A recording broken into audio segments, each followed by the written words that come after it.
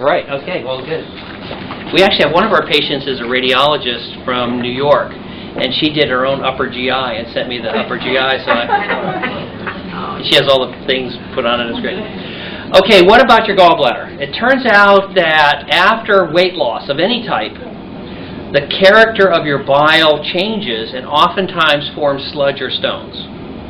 So a lot of people get gallbladder removal after they go on Jenny Craig or Weight Watchers or things like that. So anytime that you lose weight, the character of the bile can become lithogenic, or which means it can form stones.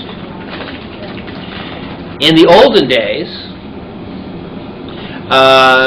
many surgeons, when they did a gastric bypass, also removed the gallbladder.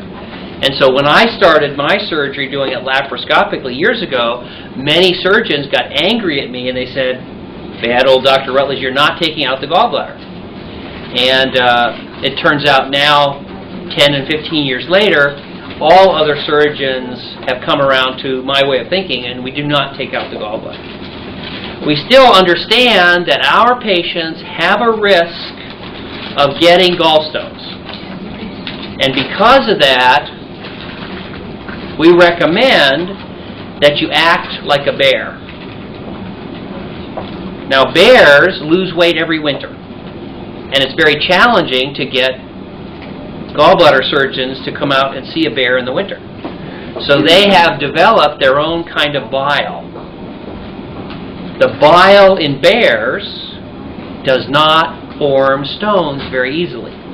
It's a type of bile which is much more soluble and less likely to form sludge and stones.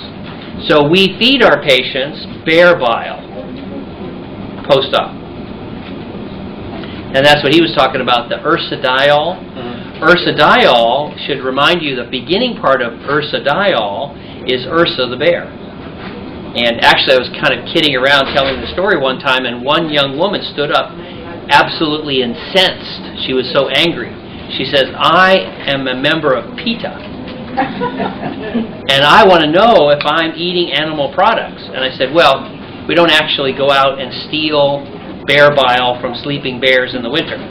We manufacture that chemical now." So she goes, "Okay, but be careful." So anyways, gallbladder problems still happen in our patients in 5 or 6% of people who get their gallbladder removed after surgery.